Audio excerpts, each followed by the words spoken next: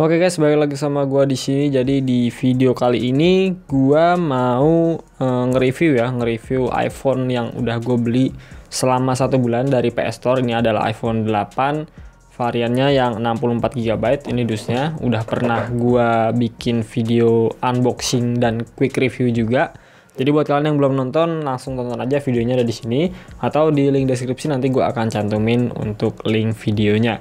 Jadi ini iPhone 8 udah gue pakai selama 1 bulan. Jadi di sini gue akan kasih pengalaman gue selama pakai iPhone ini. Kira-kira ada minusnya atau enggak, dan worth it atau enggak sih kalau misalnya kalian beli iPhone di toko PS Store ini. Jadi ini iPhone gue beli waktu itu di harga 3,2 ya kalau nggak salah, varian yang 64 GB. Ini gue cobain untuk segala fiturnya, waktu itu masih aktif, dan sekarang kita akan coba tes kira-kira masih aktif semua atau enggak. Ini untuk True Tone-nya dia masih bisa ya, di sini bisa kita aktifkan.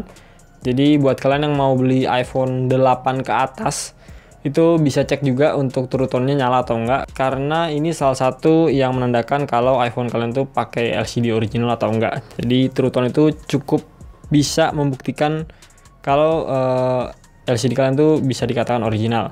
Terus yang kedua, untuk soundnya ini gue bisa bilang speakernya masih bagus ya.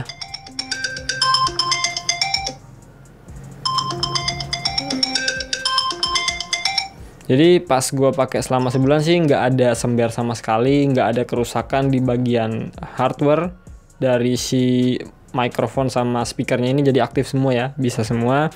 Gue akan coba tes untuk memonya. Ini gue tes mikrofonnya, tes 1 2 3, cek tes 1 2 3, cek tes 1 2 3. Tes 1 2 3, cek tes 1 2 3, cek tes 1 2 3. Jadi untuk mikrofonnya aman. Jadi kalau misalnya kalian mau teleponan, pakai WhatsApp ataupun pakai secara langsung gitu teleponnya, itu mikrofonnya aman. Terus speakernya juga aman sih, nggak ada sember sama sekali, nggak ada kerusakan.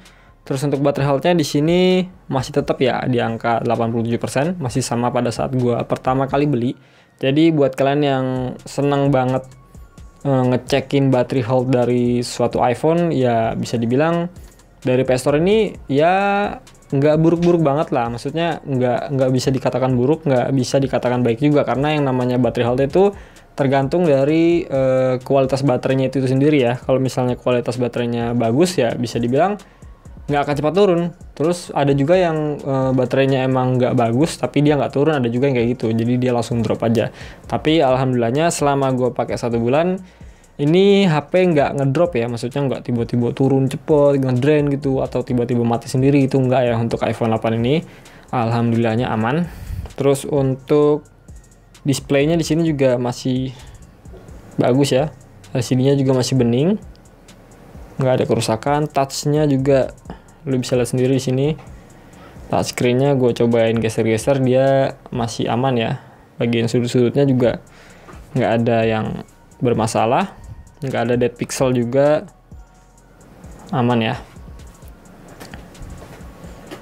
Untuk kamera di sini juga masih berfungsi, masih bagus juga. Ini silentnya juga dia aktif ya, karena bukan mode Jepang ataupun Korea. Ini untuk kamera depannya juga masih bisa. Terus untuk Touch ID di sini gue udah daftarin sidik jari gue, terus gue udah pakai passcode juga. Tinggal kita unlock aja dari sini. Kalau misalnya disentuh aja, dia akan ada tulisan atau keterangan unlocked. Tinggal kita sentuh lagi. Atau kalau dalam kondisi layar mati, dia juga bisa langsung nyala ya. Jadi untuk Touch ID atau fingerprint, kalau misalnya kalian kenalnya fingerprint, itu masih aman di iPhone 8 PS Store ini, nggak ada kendala sama sekali sih. Lalu untuk IMEI, biasanya kan kalian nanyain IMEI juga ya. IMEI dari HP itu tuh aman atau enggak, keblokir atau enggak. Sebenarnya ini kan iPhone X Inter ya, kita nggak bisa berharap banyak juga yang namanya X Inter. Ya mau nggak mau kita gambling jadinya, maksudnya harus siap nerima resiko kalau misalnya nanti emailnya keblokir gitu. Tapi alhamdulillahnya ini kartu udah gue masukin ya, jadi bisa, dan HP ini nggak keblokir untuk emailnya. Wi-Fi-nya bisa, terus untuk jaringannya Live On alias XL ini gue cobain juga bisa. Untuk browsing dia masih bisa ya, tuh bisa. Jadi ini Live On LTE. Untuk jaringannya sih alhamdulillah masih bisa, gue cobain Telkomsel tadi juga bisa, jadi nggak cuma satu kartu doang.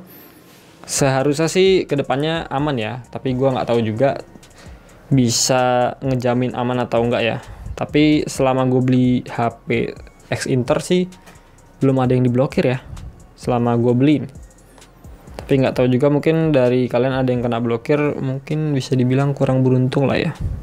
Terus untuk tombol-tombolnya juga ini masih kepake semua ya, masih berfungsi semua. Tombol silentnya juga, tombol power, touch ID-nya nih masih fungsi semua. Ini baterai 100% ya. Ini gue coba matiin dulu HP-nya untuk ngecek kira-kira baterainya itu bakalan anjlok turun atau enggak pas kita restart device dari iPhone tersebut. Ini dulu gue matiin, terus gue nyalain lagi.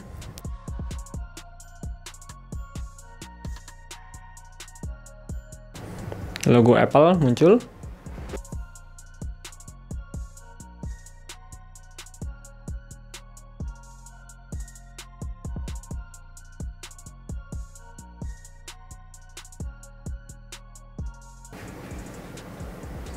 Dan ini dia langsung muncul untuk baterainya, dia masih 100% ya. Jadi nggak ada kendala sih menurut gue untuk baterainya, masih aman. Dan emang selama gue pakai sebulan juga aman-aman aja, nggak ada kendala sama sekali.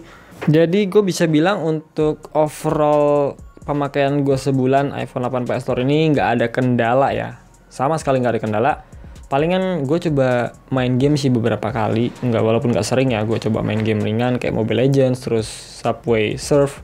Nah itu agak sedikit panas sih emang bodinya di belakang sini karena bagian kaca, terus mungkin chipsetnya udah lumayan jadul ya, A11 gitu. Jadi kalau misalnya kalian mau beli HP second ya gue nyaranin sih mending A12 ke atas. Tapi kalau misalnya kendalanya budget ya paling worth it sih iPhone 8. Kalau ngomongin worth it atau nggak beli di PS Store-nya, menurut gue cukup worth it sih ya. Walaupun bisa dibilang harga di sana itu nggak murah juga, maksudnya nggak bisa dibilang yang termurah dan nggak bisa dibilang mahal juga, karena emang sebenarnya standar sih, tergantung marketingnya tuh dia mempromosikannya seperti apa.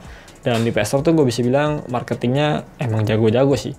Jadi buat kalian yang mau beli HP second, sebenarnya di mana aja sama aja, tinggal datengin aja. Kalau bisa datengin, jangan online, biar bisa ngecek unitnya secara detail, kira-kira ada kendala atau enggak. Jadi pas kalian bawa HP-nya nyampe rumah itu dalam keadaan puas ya, ketimbang beli online. Dan untuk di PS Store gue bisa bilang worth it sih dengan harga segitu. Harga yang bisa dibilang cukup murah lah. Ada beberapa yang di atas itu dan ada juga yang di bawah itu. Jadi gue bisa bilang itu cukup murah dan lumayan worth it untuk sebulan ini. Oke, gue rasa gitu aja ya. Bye.